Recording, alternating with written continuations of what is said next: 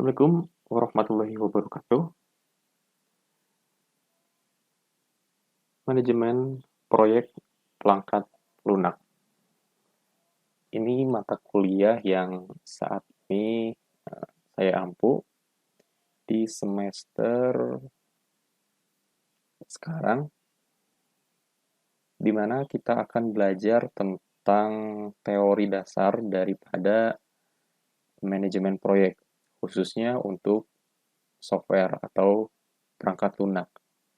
Tujuannya apa? Tujuannya adalah supaya kita mengetahui bagaimana untuk bisa mengelola sebuah proyek perangkat lunak supaya tidak asal-asalan gitu.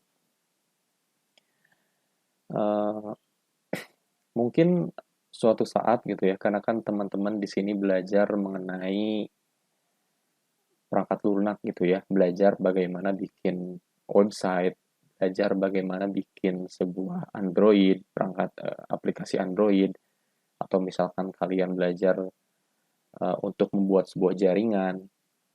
Suatu saat kalian mungkin akan ditawari oleh sebuah institusi atau instansi pemerintahan atau instansi gitu ya, perusahaan dan lain sebagainya untuk memegang sebuah proyek perangkat lunak kayak bikin jaringan atau bikin sebuah aplikasi sistem penjualan, sistem kasir dan lain sebagainya. Nah, itu kan butuh skill memanajemen supaya kalian bisa mengerjakan proyek tersebut dengan baik, dengan terstruktur, sehingga tidak asal-asalan gitu. Supaya nanti teman-teman tahu bagaimana cara untuk mengatur kebutuhan pekerjaannya, lalu nanti waktu yang dibutuhkan berapa lama, itu kan harus dipelajari supaya teman-teman bisa lebih paham lagi untuk nanti mengerjakannya. Nah, mata kuliah ini akan mengupas tentang hal-hal bagaimana untuk memanage atau mengelola sebuah proyek perangkat lunak. Nah, tujuan dari pembelajarannya yang pertama ialah nanti diharapkan kalian bisa memahami kebutuhan apa aja dalam sebuah manajemen proyek, terutama untuk proyek-proyek IT. Ya. Yang kedua adalah tahu gimana cara mengelolanya. Dan yang ketiga, bagaimana teman-teman membuat rincian pekerjaan dan juga penjadwalan. Lalu teman-teman diharapkan juga dapat bisa membuat sebuah proposal proyek. Lalu teman-teman juga paham peran dari seorang manajer proyek karena dalam proyek itu nanti akan ada eh, beberapa orang yang memiliki jabatan-jabatan khusus mulai dari stakeholder, manajer proyek juga nanti akan ada lingkup dari kerjanya seperti apa kayak gitu. Dan yang keenam, teman-teman diharapkan dapat memahami bisnis model kanvas gitu yang dapat diaplikasikan oleh para startup nanti bisnis modelnya seperti apa. Ini diharapkan teman-teman dari mata kuliah ini bisa memahami poin-poin dari keenam poin ini gitu ya. Lalu untuk kontrak perkuliahan dari perkuliahan ini nanti akan ada sekitar 14 pertemuan di mana 1 sampai 6 itu adalah materi teori gitu ya yang disampaikan secara ceramah seperti ini. Kemudian mungkin nanti akan ada diskusinya jika ada yang ingin didiskusikan. Lalu nanti akan pertemuan 9 sampai dengan 11 sama seperti pertemuan 1 dan 6. Lalu 12, 13 dan 14 nanti akan ada presentasi tugas. Gitu. Jadi nanti teman-teman bikin sebuah kelompok. Setiap kelompok memiliki personel sekitar 3 sampai 5 orang. Nanti tugasnya seperti apa nanti akan saya jelaskan untuk tugasnya. Oke. Okay. Nah, ini untuk tugasnya. Nanti teman-teman diharapkan bikin sebuah kelompok ya, 3 sampai 5 orang. Nanti untuk tugas yang dikerjakan, fokusnya adalah di sini. Membuat materi startup bisnis model kanvas atau BMC. Apa itu bisnis model kanvas? Nanti kita akan mengetahuinya. Nah, juga kalian harus melakukan riset untuk fokus dari topik ini ya. Jadi kalian riset di startup atau di perusahaannya.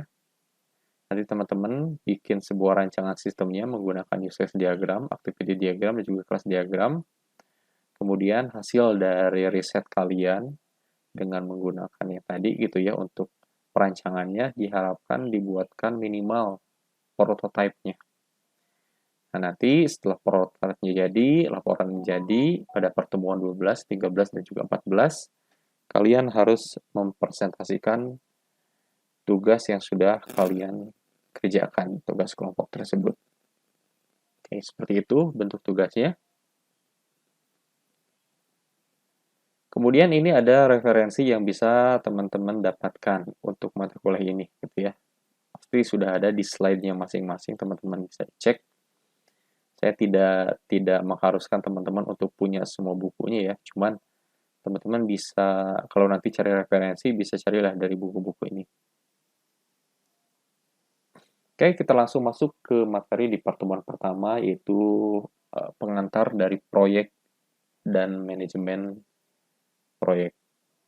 Nah, fokus dari pembahasan pertemuan pertama akan berfokus kepada 4 poin, yaitu proyek, manajemen proyek, siklus hidup proyek, dan manajemen proyek dan teknologi informasi. Akan berfokus terhadap 4 poin tersebut.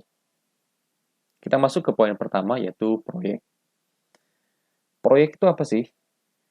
Menurut Kathy Swalby, proyek itu adalah sebuah usaha sementara yang dilakukan untuk menghasilkan suatu produk layanan atau hasil yang unik. Dan menurut Iman Soeharto, kegiatan proyek itu dapat diartikan sebagai suatu kegiatan sementara yang berlangsung dalam jangka waktu terbatas dengan alokasi sumber daya tertentu dan dimaksudkan untuk melaksanakan tugas yang sasarannya telah digariskan. Jadi sudah jelas ya bahwa proyek itu bukanlah proyek rutinitas seperti pekerjaan, seperti kerja. Kalau kerja kan kita rutin ya, seharinya seperti itu gitu hariannya. Kalau proyek itu tidak, proyek itu ada batas waktunya. Mulainya kapan, selesainya harus kapan. Juga ada alokasi biaya yang dikeluarkan. Gitu. Nah, dari pengerjaan dari awal sampai akhir itu harus menghasilkan sesuatu. Gitu. Jadi, waktunya terbatas, harus ada hasil yang dituju, kemudian nanti harus ada alokasi dana dan juga waktu. Nah, itu yang dinamakan dengan proyek. Lalu, bagaimana dengan proyek IT? Jadi proyek itu kategorinya banyak. Kayak misalkan kemarin di Sukabumi ada proyek pembangunan taman kota, alun-alun, dan juga Lapang Merdeka. Itu kan sebuah proyek di mana waktu pengerjaannya ada jangka waktunya, gitu ya, dari mulai awal sampai akhir. Lalu ada tujuannya supaya terbangun atau terkelola, tertata gitu ya, taman kota yang ada di Sukabumi. Dan kalau teman-teman suka lihat, di sana kan suka ada ya, waktu pengerjaannya suka ada pemberitahuan dalam bentuk cetakan spanduk, proyek yang dikerjakan oleh siapa, jangka waktunya berapa lama, kemudian biaya proyek yang dikeluarkan ini berapa, gitu. Nah, seperti itulah bentuk dari proyek. Lalu ada lagi yang dinamakan dengan proyek IT. Berarti kalau proyek IT adalah proyek yang hanya lingkupnya itu adalah di dunia IT. Contohnya kayak apa? Ya, contohnya kayak pengadaan hardware komputer, kemudian pembuatan jaringan LAN di sebuah kantor, atau pengadaan penyediaan infrastruktur teknologi wireless untuk kelas online di sebuah kampus misalnya. Atau misalkan teman-teman bikin sebuah website untuk sistem baru pada perusahaan penjualan. Seperti itu contoh-contoh dari sebuah proyek IT. Lalu proyek juga memiliki atribut. Atribut itu berarti hal yang melekat atau yang biasanya ada pada sebuah entitas atau di sini proyek gitu misalnya. Atributnya ada apa aja? Ciri khas dari sebuah proyek itu memiliki sebuah tujuan khusus atau produk akhir atau hasil kerja akhir. Kalau misalkan teman-teman bikin sebuah jaringan komputer, berarti ya tujuan akhirnya adalah supaya setiap satu komputer dengan komputer yang lainnya dalam satu lingkup LAN tersebut harus bisa berkomunikasi. Itu adalah tujuan akhirnya. Kemudian yang kedua, sifatnya sementara. Karena ada jadwal atau jangka waktunya dari mulai pengerjaan sampai batas akhir pengerjaan. Dan itu harus pasti. Itu ya jangka waktunya tersebut. Kemudian proyek itu bukan sebuah pekerjaan rutinan. Jadi karena tadi ada jangka waktunya, ada batas waktunya, jadi bukan sebuah pekerjaan rutin yang harus dikerjakan terus-menerus. Karena kan seorang konsumen yang meminta proyek ini berjalan, pasti ada tujuan dia juga untuk melaksanakan tugas-tugas yang lain. Sehingga kita nih yang manajer proyek ya harus memiliki alokasi waktu sampai proyek ini bisa benar-benar selesai tepat waktunya. Gitu. Jadi bukan sebuah pekerjaan rutin, jadi ada batas waktunya. Lalu proyek juga dari sebuah atribut itu membutuhkan yang namanya sumber daya. Sumber daya itu banyak, tidak hanya manusia saja atau yang mengerjakan, tapi juga mulai dari peralatan juga yang dibutuhkan. Karena kalau ada pekerjaan tapi ada pekerjanya tapi tidak ada peralatannya, ya tidak bisa berjalan proyek tersebut. Maka sumber dayanya tidak hanya manusia, tapi juga peralatannya dari kalau IT dari softwarenya yang dibutuhkan, misalkan bikin jaringan, maka kalian butuh hardware kayak perangkat jaringannya, kabel dan sebagainya, kemudian softwarenya juga untuk mengatur pengaturan IP dan sebagainya nantinya seperti itu. Lalu atribut yang keempat dari sebuah proyek juga itu adalah pengerjaannya secara bertahap. Jadi tidak bisa kita loncat dari satu ke tahap yang lain. Jadi harus tersusun. Seperti itu sehingga nanti pelaporan terhadap stakeholder-nya juga bisa bagus, bisa rapi. Karena kan sebuah proyek itu kan seperti saya tadi bilang di awal, ada jangka waktu, ada penjadwalannya, ada alokasi dana, dan juga alokasi waktu. Nah, itu harus bisa tercukupi, sehingga strateginya itu harus tersusun secara rapi, harus tersusun secara bertahap, sesuai dengan budget yang dikeluarkan. Supaya tidak melewati batas perhitungan yang sudah dilakukan perhitungan dari awal gitu. Makanya harus dikembangkan secara bertahap. Lalu proyek juga harus memiliki pelanggan atau sponsor. Ya, sama seperti pengadaan perangkat komputer gitu. Misalkan dari sebuah instansi perusahaan untuk instansi pemerintahan misalkan. Maka itu ada sponsor atau yang membiayai pengadaan tersebut. Gitu. Itu ya. Itu dinamakan dengan pelanggan utama atau sponsor yang memberikan budgeting yang mengeluarkan cost terhadap proyek tersebut. Lalu yang keenam, proyek juga mempunyai ketidakpastian.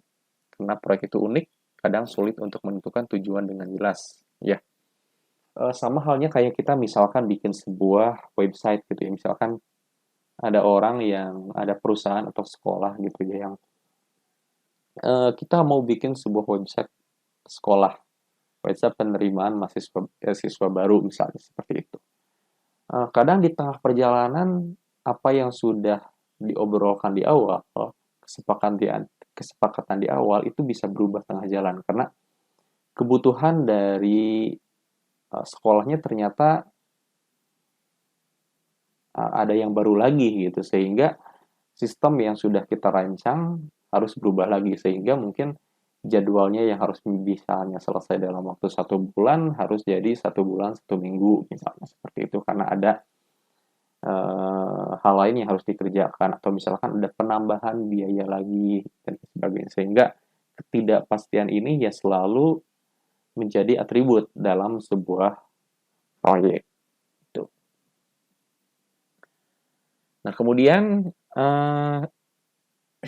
poin lagi yang ketiga dari proyek ini juga ada the triple constraint atau 3 kendala dalam sebuah proyek. Biasanya proyek itu juga memiliki kendala. Kendalanya itu apa saja? Yang pertama, dari sebuah scope atau cakupan atau batasan-batasan dari sebuah proyek gitu ya. Yang pertama dari cakupan ini ada pekerjaan apa yang harus dilakukan sebagai bagian dari proyek. Kemudian produk, layanan, atau hasil apa yang unik. Lalu apa yang diharapkan pelanggan atau sponsor dari proyek dan bagaimana ruang lingkup verifikasi. Jadi teman-teman saat nanti mengerjakan sebuah proyek supaya tidak keluar dari dari pekerjaannya gitu ya, supaya si kliennya itu tidak terjadi miss gitu antara manajer proyek, antara kalian yang membuat proyek dan juga menginginkan proyek tersebut tidak ada jadi miskomunikasi, maka harus ditentukan dari awal pekerjaannya itu seperti apa, bagaimana mengerjakannya, lalu nanti produknya itu bagaimana dan hasil akhirnya itu apa yang diharapkan dari pelanggan atau sponsornya, lalu bagaimana nanti si pekerjaan ini dapat diverifikasi. Nah, itu adalah cakupan-cakupan yang harus teman-teman diskusikan di awal, sehingga nanti tidak menjadi sebuah masalah atau kendala. Misalnya keinginan dari pelanggannya seperti ini, tapi apa yang teman-teman pahami adalah seperti ini, maka akan jadi miskom. Nah, maka harus disamakan persepsi di awalnya. Nah, itu dinamakan dengan scope atau cakupan. Kemudian ada waktu, time. Nah, teman-teman juga ini supaya tidak menjadi kendala, karena ini juga yang selain muncul dalam sebuah pengerjaan proyek adalah waktu. Kalian harus punya jadwal kapan pekerjaan ini dimulai, kapan pekerjaan ini berakhir, gitu ya. Dari kapan dimulainya sampai selesainya. Teman-teman harus dibikin tuh jadwalnya. Lalu bagaimana apa aja yang harus dilakukan selama rentang waktu tersebut. Itu sesuai dengan budget yang dikeluarkan oleh pelanggan dan juga teman-teman sesuai dengan sumber daya yang teman-teman miliki juga. Maka itu harus dikomunikasikan di awal. Karena teman-teman harus bilang ke pelanggannya, oke, budget yang kamu punya sekian, kemudian sumber daya yang saya miliki pekerjaan adalah sekian, dan saya harus bayar orang-orang tersebut sekian gitu misalkan. Lalu tools yang saya miliki adalah sekian, maka jangka waktu yang dibutuhkan adalah sekian hari atau sekian minggu misalnya seperti itu. Nah, itu harus didiskusikan di awal. Kemudian kendala yang ketiga adalah biaya. Gitu Jadi saling berkesinambungan tuh, cakupannya tadi apa, kemudian waktunya juga sampai kapan, dan juga biaya itu saling berhubungan satu sama yang lainnya. Itu bisa menjadi kendala karena dari biaya juga bisa kita lihat kan, kalau misalkan ternyata permintaan dari klien dengan biaya yang dikeluarkan itu tidak signifikan mencukupi dari hasil akhir yang diharapkan. Itu maka teman-teman juga harus bisa mengetahui kira-kira misalkan keinginan klien itu A, maka kalian harus bisa memperhitungkan kira-kira biayanya berapa yang harus dikeluarkan untuk bisa memenuhi dari kebutuhan si klien tersebut. Jangan sampai nanti kalian menentukan biayanya sekian, tapi ternyata di tengah jalan si klien ini memiliki keinginan yang berbeda, sehingga kalian harus ketedoran dalam segi biaya. Nah, itu jangan sampai seperti itu. Maka harus dikomunikasikan di awal, mulai dari cakupannya sampai apa. Kalau misalkan nanti si karyawannya protes, si pelanggannya protes, saya pengen ini kayak gini, tapi kan kalian sudah memiliki kontrak kerja tuh pas di awal yang ditandatangani oleh kalian dan juga si pelanggannya. Maka itu harus ditulis dan dicatat secara baik-baik. Seperti itu. Jadi itu ada 3 kendalanya ya. Yang pertama ada cakupan, yang kedua adalah waktu, dan yang ketiga adalah biaya. Itu merupakan 3 kendala untuk bisa mencapai target daripada sebuah proyek yang dilaksanakan. Jadi saat teman-teman nanti akan membuat sebuah proyek atau permintaan proyek dari sebuah seorang pelanggan, nah kalian harus bisa memastikan ketiga ini nih. Scope goal-nya apa, cost goal-nya berapa, time goal-nya itu berapa lama. Sampai nanti dari ketiga kategori ini bisa mencapai target supaya tidak terjadi kendala pas pengerjaannya nanti. Itu ya. Oke, poin yang kedua, yang pertama tadi kita membahas tentang proyek, kemudian poin yang sekarang adalah tentang manajemen proyeknya. Manajemen proyek itu berarti kita harus mengetahui cara untuk mengelola sebuah proyek. Mengelolanya itu dari mana? Nah, kalau kata Kathy Swalby, manajemen proyek adalah penerapan pengetahuan, keterampilan, alat, dan teknik pada kegiatan proyek untuk memenuhi kebutuhan proyek. Sedangkan menurut Iman Soeharto, manajemen proyek adalah merencanakan, mengorganisir, memimpin, dan mengendalikan sumber daya perusahaan untuk mencapai sasaran jangka pendek yang telah ditentukan. Jadi di sini adalah posisi teman-teman adalah seorang manajer proyek. Artinya bukan kalian yang mengerjakannya. Misalnya gini, misalnya kalian didelegasikan oleh stakeholder untuk memegang sebuah proyek IT pembuatan jaringan LAN di sebuah sekolah, misalnya kayak gitu. Nah, kalian kan didelegasikan dari stakeholdernya. Berarti kalian ini adalah posisinya sebagai manajer proyek. Nah, seorang manajer proyek bukan kalian yang mengerjakan proyek tersebut. Maksudnya bukan kalian yang langsung turun tangan, bikin jaringan, ngatur IP, dan sebagainya. Bukan, tapi kalian adalah seorang manajernya, di mana kalian melakukan pengelolaan terhadap proyek tersebut. Kalian harus cari orang yang punya kemampuan untuk membuat jaringan, kemudian kalian berarti harus mencari tempat di mana yang menjual produk-produk jaringan tersebut, kemudian kalian juga yang mengatur waktu pengerjaannya dan lain sebagainya. Nah, kalian itu fokusnya adalah di sana, manajer proyek, bukan kalian yang membuat jaringan LAN tersebut, tapi yang bikin jaringan tersebut ya teknisi, gitu ya, gitu. Nah, kalian di sini adalah seorang manajer proyeknya yang mengelola proyek tersebut.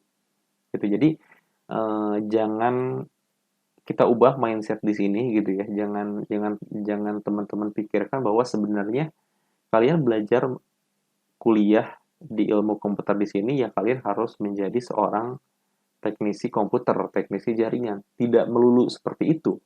Tapi di sini juga kalian diajarkan bagaimana menjadi seorang manajer proyek. Kalau misalnya teman-teman kurang mampu untuk membuat sebuah jaringan gitu ya, teman-teman misalkan saya nggak ngerti cara pengaturan IP, saya nggak ngerti cara pasang jaringan kayak gimana gitu ya, cara setting web server kayak gimana ya teman-teman, ternyata saya punya kemampuan dalam mengelola sebuah proyek gitu.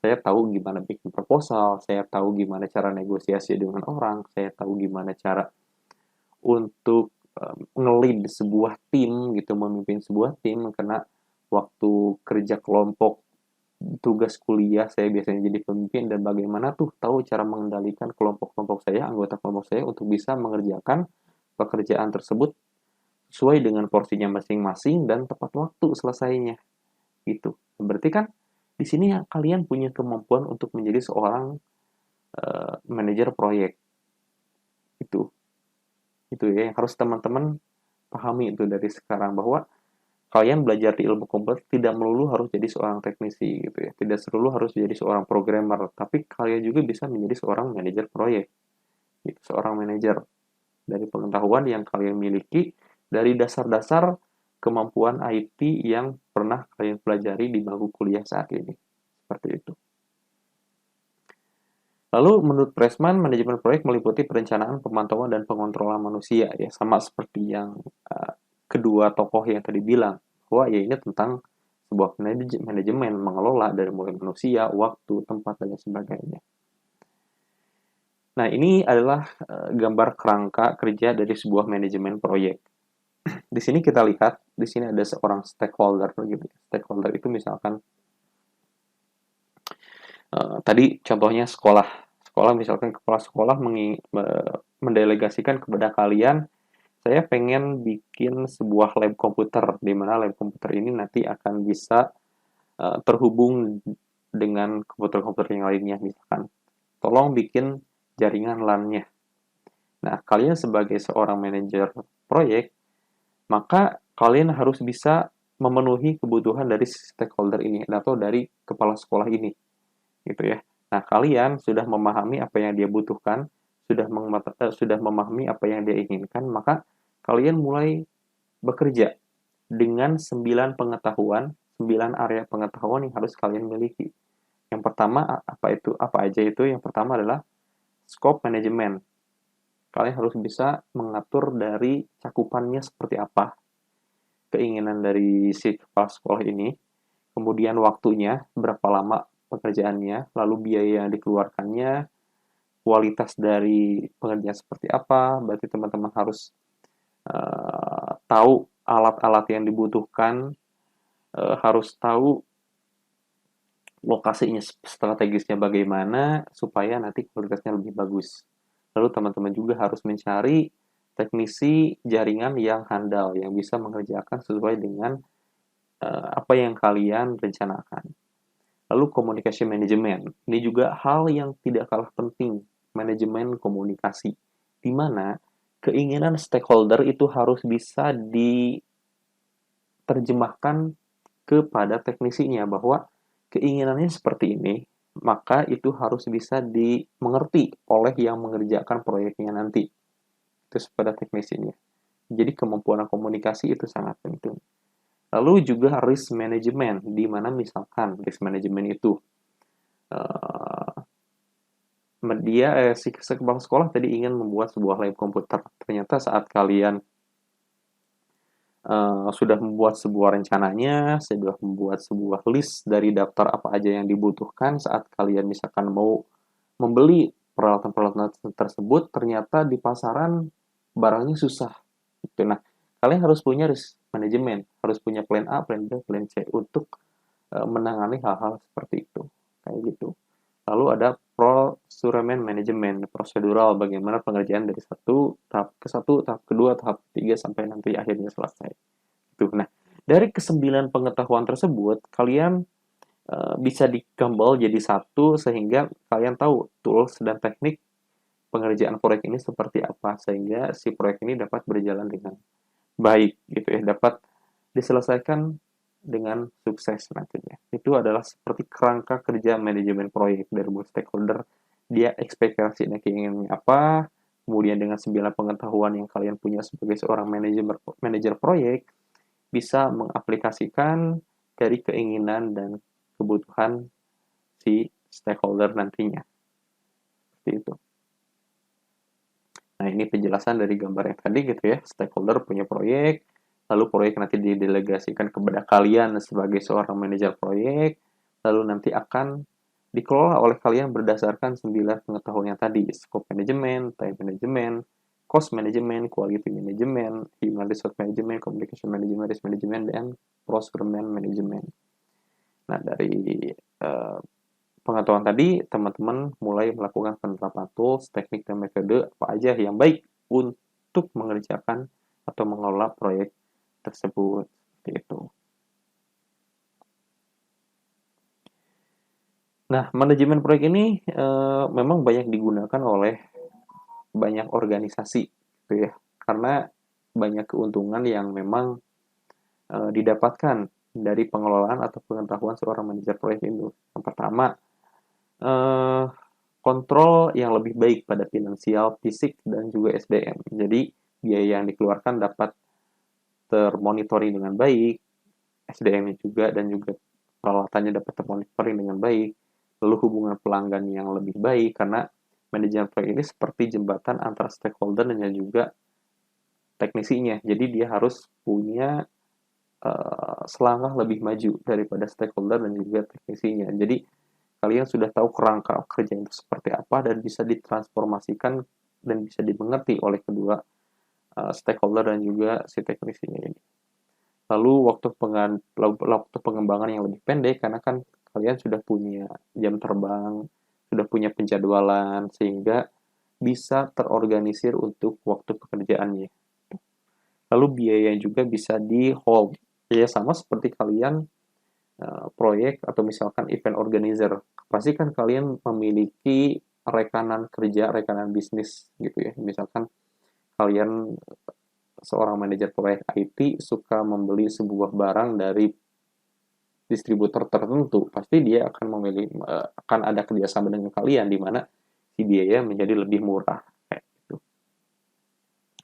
Lalu peningkatan kualitas dan keandalan, pastinya margin keuntungan yang lebih tinggi, pasti koordinasi internal yang lebih baik dan positif pada pemenuhan sasaran strategis dan moral pekerja yang tinggi. Jadi itu beberapa keuntungan jika kalian bisa memahami dan mengaplikasikan tentang manajemen proyek ini.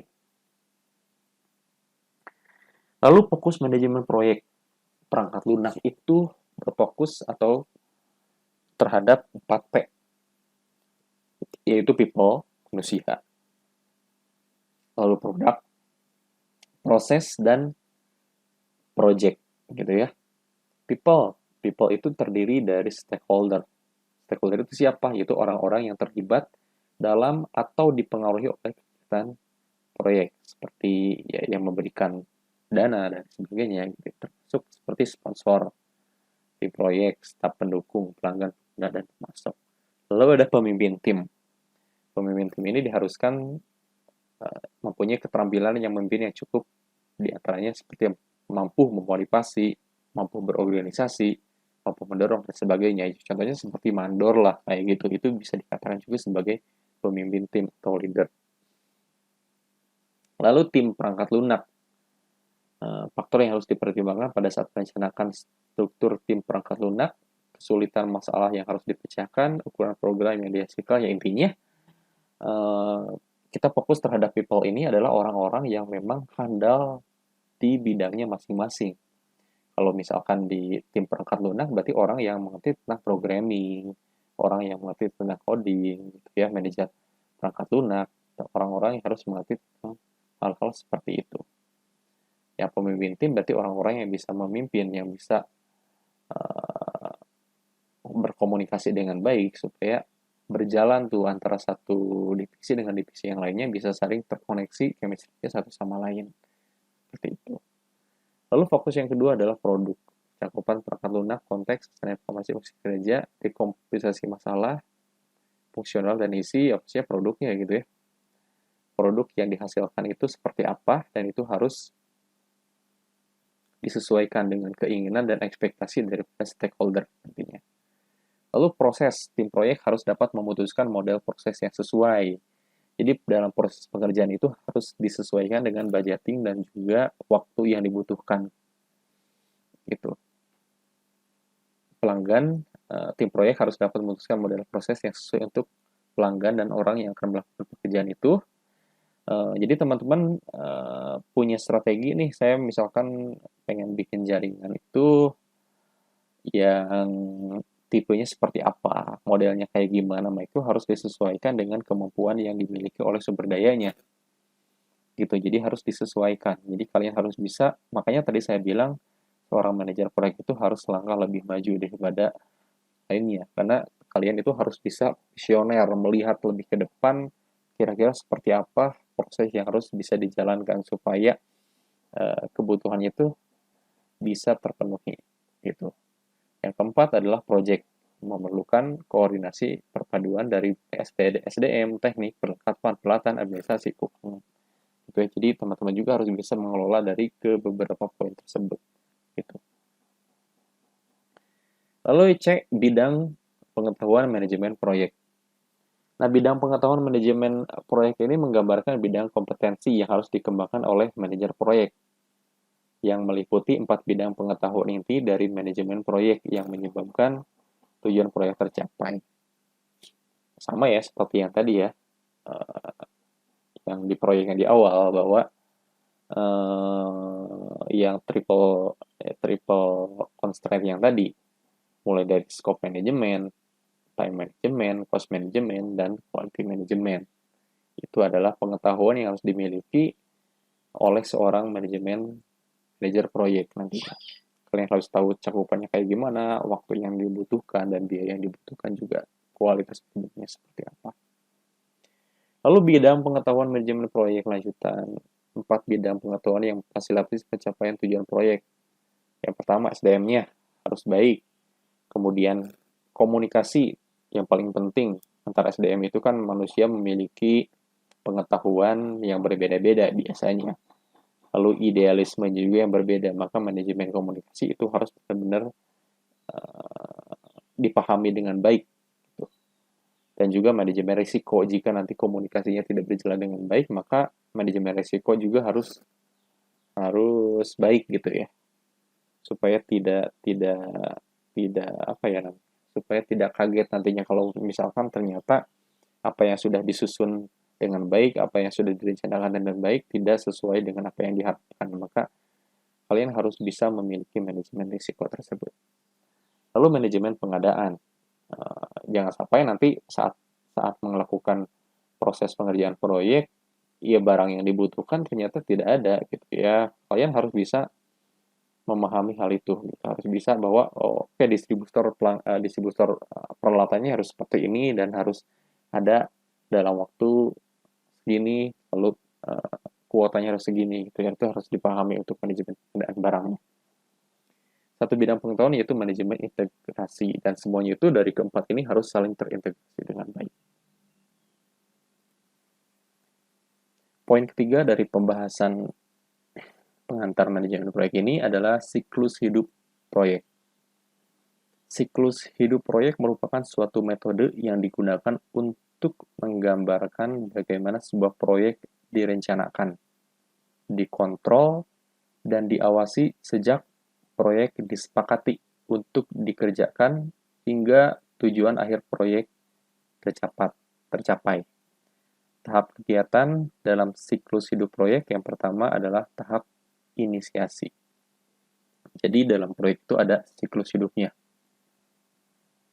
Jadi siklus hidup ini adalah metode untuk kalian mengelola proyek yang sedang kalian pegang, mulai dari perencanaannya, pengontrolannya, lalu bagaimana kalian mengawasi proyek tersebut gitu ya, supaya nanti tidak terjadi hal-hal yang tidak diharapkan gitu, supaya tetap on the track gitu, sesuai dengan rencana yang sudah kalian buat, dan supaya tidak keluar dari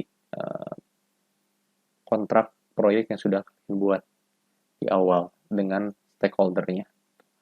Nah, lalu apa aja siklus hidupnya? Yang pertama ada tahap inisiasi.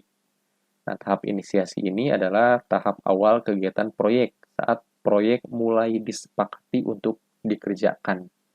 Nah, kan sebelum kalian bikin sebuah proyek, atau misalkan kalian ada orang yang bikinin saya website penjualan dong gitu. Nah, kan sebelum kalian mengerjakannya, itu pasti kalian membuat deal-dealan dulu nih sama si pelanggannya. Kalian bikin sebuah kesepakatan, nanti webnya seperti apa, dia pengennya kayak gimana, lalu kalian menentukan bahwa jangka waktunya seperti apa, dan harganya berapa gitu. Nah, pada tahap ini permasalahan yang ingin diselesaikan akan diidentifikasi. Misalnya si pelanggannya ini ingin bikin web penjualan seperti apa, misalkan dia ingin penjualannya itu nanti ada check out-nya, nanti terhubung dengan ekspedisi, nanti bisa melakukan pembayaran secara online. Nah, itu diidentifikasi. Lalu nanti teman-teman bisa memberikan atau menyodorkan beberapa solusi yang bisa dilakukan dari keinginan atau permasalahan yang dimiliki oleh pelanggan tersebut. Seperti ini adalah tahap inisiasi gitu ya. Jadi mengkomunikasikan keinginan yang dari pelanggan itu seperti apa, dia berharapnya nanti produknya itu tujuannya untuk apa dan hasilnya itu bagaimana. Itu tahap inisiasi. Lalu ada tahap perencanaan. Nah, setelah tahap inisiasi selesai, kemudian kalian akan dihadapkan dengan tahap perencanaan. Nah, tahap perencanaan ini kalian membuat sebuah daftar terperinci gitu ya, sebagai panduan nih bagi kalian atau bagi tim proyek kalian nantinya dalam melaksanakan pengerjaan proyek tersebut gitu. Jadi perencanaan ini kayak manual booknya lah gitu. Jadi ketika mereka lupa harus bagaimana, ada perencanaannya seperti ini. Itu jadi mereka bisa bisa melihat lagi nanti apakah ini proyeknya kayak gimana, lalu nanti sumber dayanya seperti apa, cost-nya atau finansialnya kayak gimana, risk plan-nya dan sebagainya. Itu dibuat dari tahap perencanaan gitu.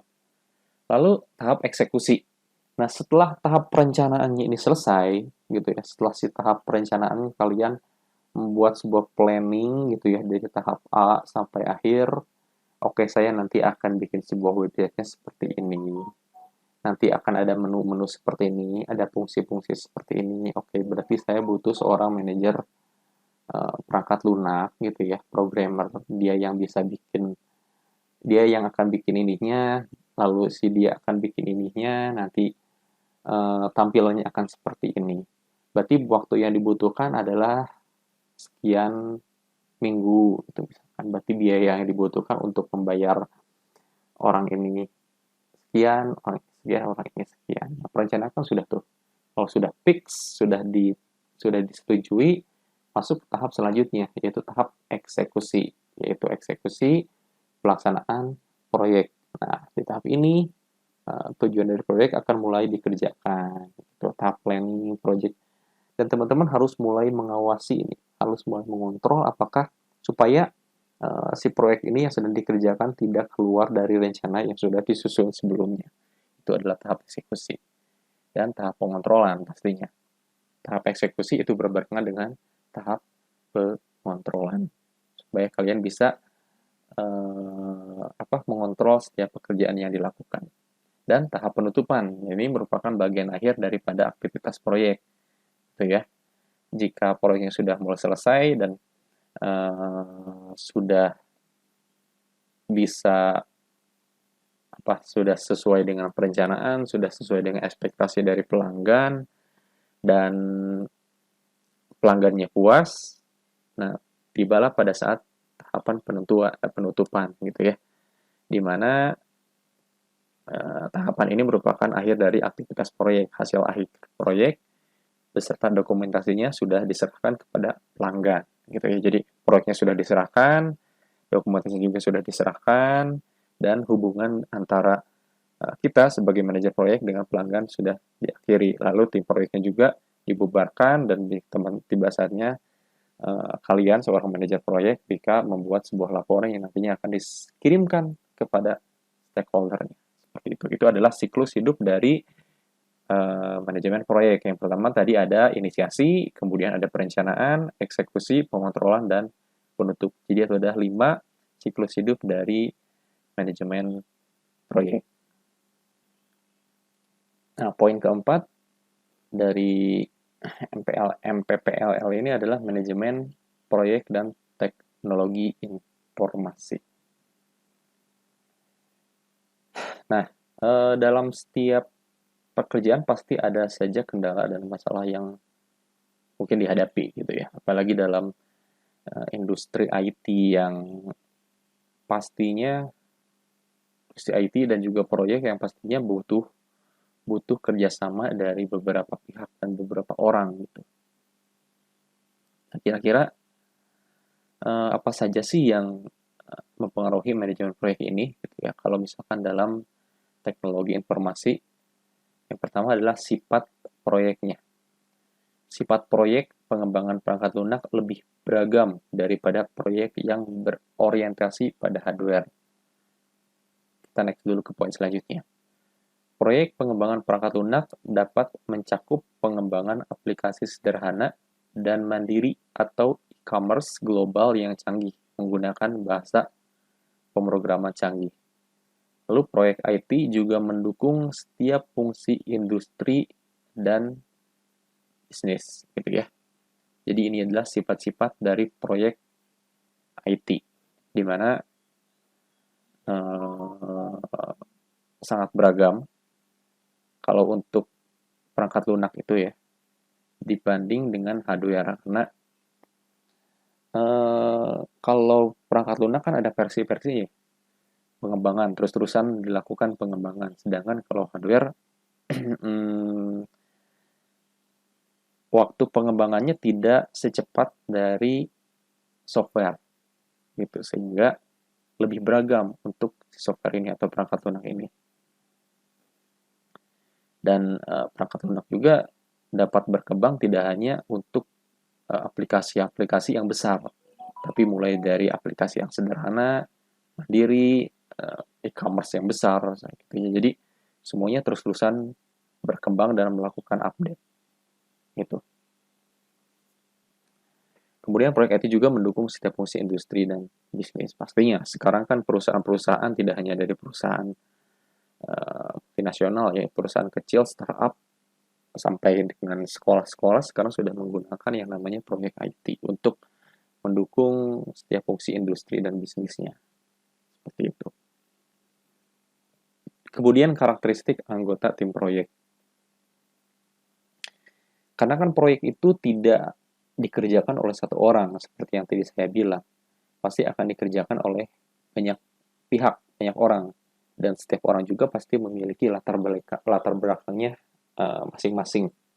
Cukup beragam juga. Dan keahlian juga berbeda-beda. Sehingga pengetahuan yang dimiliki juga berbeda, idealismenya juga berbeda. Nah, kita sebagai manajemen proyek gitu ya, sebagai manajer proyek harus bisa menyatukan keberagaman tersebut untuk mencapai satu visi yang sama. Gitu. Jadi dibikinlah sebuah one team, one vision. Itu biasanya menjadi sebuah slogan bagi sebuah manajemen proyek. Satu tim, satu visi. Walaupun mungkin latar belakangnya berbeda-beda gitu.